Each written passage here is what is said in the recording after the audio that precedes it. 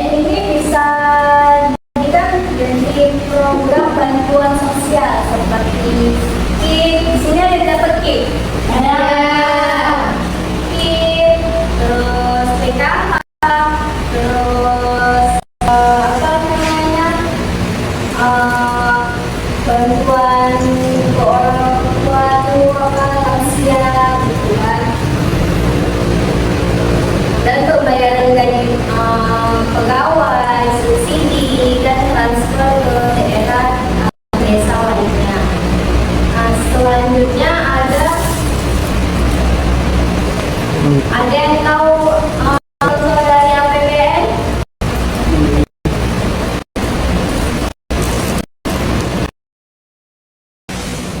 Ada yang tahu contoh dari APBN? Silakan Desi. APBN itu setiap kesadaran untuk juga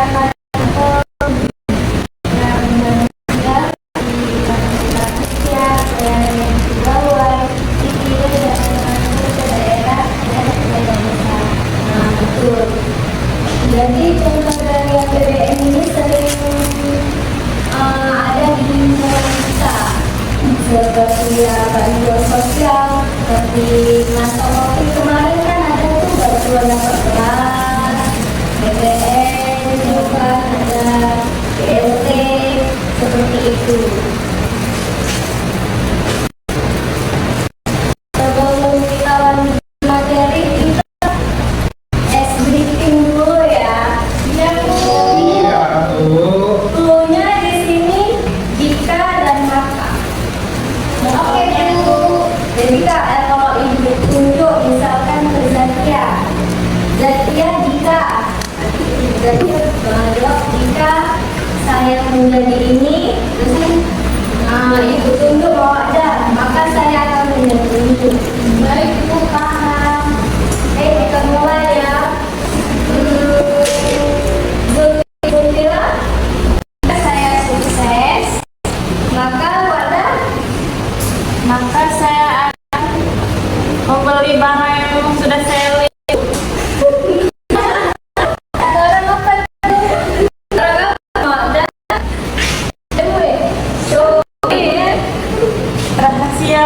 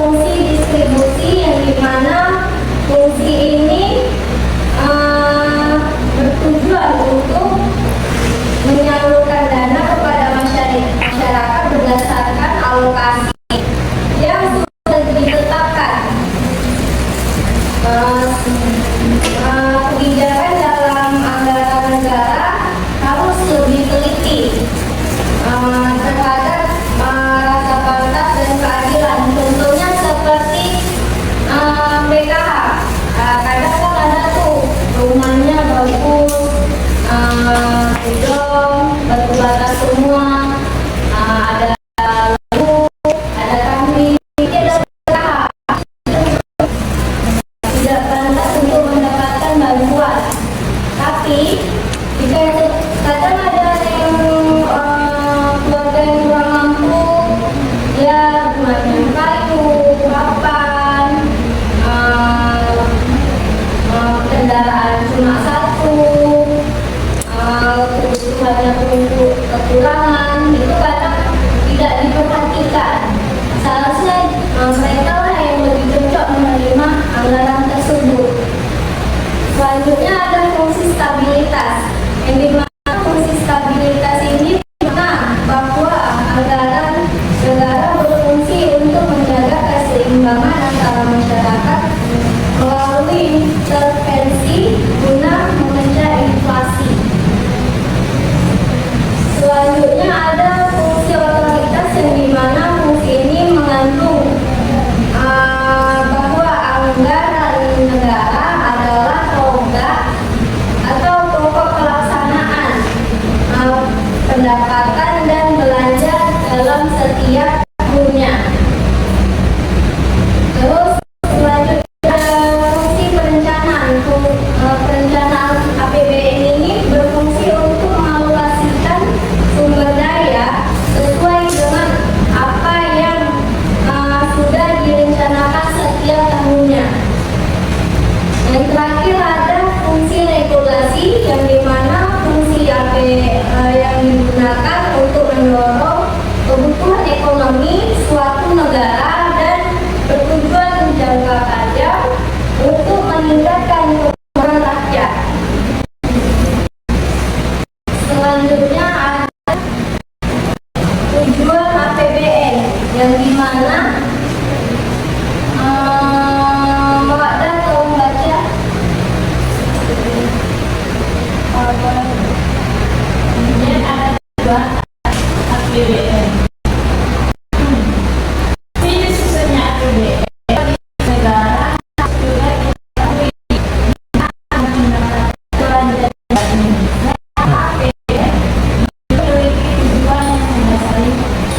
Tujuan ini sangat jelas terdapat dalam undang-undang yang sudah ditetapkan oleh pemerintah, antara lain seperti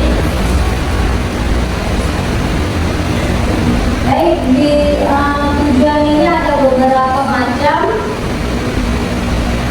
Ada 5 macam, yaitu yang pertama sebagai pedoman penerimaan dan pengeluaran negara dalam melaksanakan tugas kenegaraan. Yang kedua ada meningkatkan transparansi dan pertanggungjawaban pemerintah kepada DPR dan masyarakat lain. Yang ketiga ada meningkatkan koordinasi antar bagian dalam lingkungan pemerintah. Dan yang keempat ada membantu pemerintah mencapai tujuan fiskal. Yang selanjutnya ada memudahkan pemerintah memenuhi prioritas belanja.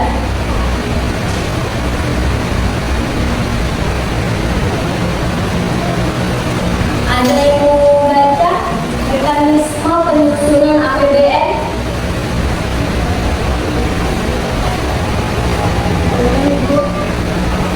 Silakan Julia. baik mekanisme penyusunan APBN. Menyusun perencanaan kota keuangan melalui rapat dengan departemen dan juga lembaga teknis, dan membuat RAPBN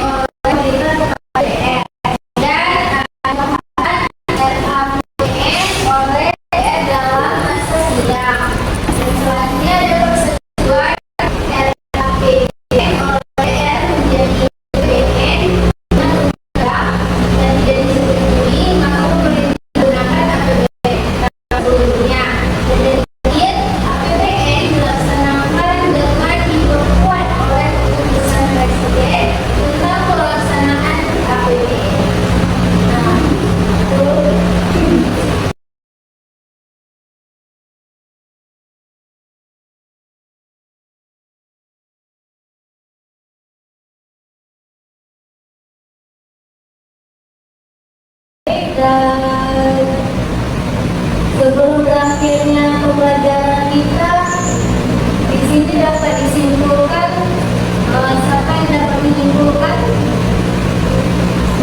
Saya Ibu. Silakan Kota.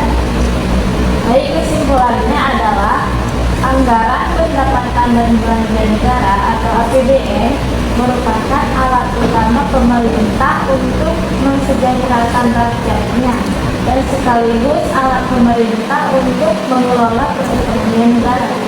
Sebagai alat pemerintah, APBN bukan hanya menyangkut keputusan ekonomi, namun juga menyangkut keputusan politik. Dalam hal ini, DPR dengan hak legislasi, penganggaran, dan pengawasan yang dimilikinya perlu lebih berperan dalam mengenal APBN, sehingga APBN benar-benar dapat secara efektif menjadi instrumen untuk mensejahterakan rakyat dan mengelola perekonomian negara dengan baik. APBN dan pertumbuhan ekonomi merupakan dua hal yang tidak bisa dipisahkan. Alokasi dana yang terdapat di dalam APBN digunakan untuk pembangunan. Dengan adanya pembangunan ekonomi akan tercipta pertumbuhan ekonomi. Dan itu sini akan menjelaskan sedikit tentang APBN, tentang APBN ini, bahwa APBN ini